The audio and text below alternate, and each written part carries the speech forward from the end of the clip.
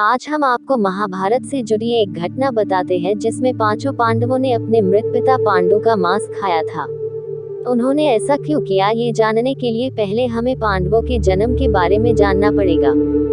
पांडु के 5 पुत्र युधिष्ठिर, भीम, अर्जुन, नकुल और सहदेव थे।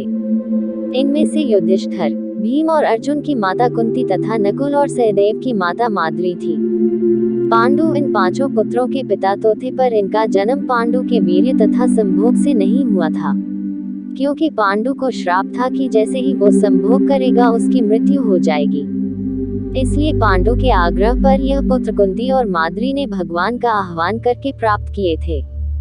जब पांडु की मृत्यु हुई तो उसके मृत शरीर का मांस 5 भाइयों ने मिल बांट कर खाया था।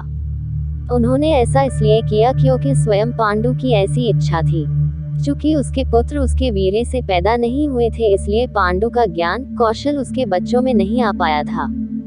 इसलिए उसने अपनी मृत्यु पूर्व ऐसा वरदान मांगा था कि उसके बच्चे उसकी मृत्यु के पश्चात उसके शरीर का मांस मिल बांट कर खा ले, ताकि उसका ज्ञान बच्चों में स्थानांतरित हो जाए।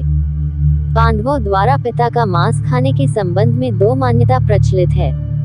प्रथम मान्यता के अनुसार मांस तो 5 भाइयों ने खाया था, पर सबसे ज्यादा हिस्सा सहदेव ने खाया था। जबकि एक अन्य मान्यता के अनुसार सिर्फ सहदेव ने पिता की इच्छा का पालन करते हुए उनके मस्तिष्क के 3 हिस्से खाए। पहले टुकड़े को खाते ही सहदेव को इतिहास का ज्ञान हुआ, दूसरे टुकड़े को खाने पे वर्तमान का और तीसरे टुकड़े को खाते ही भविष्य का।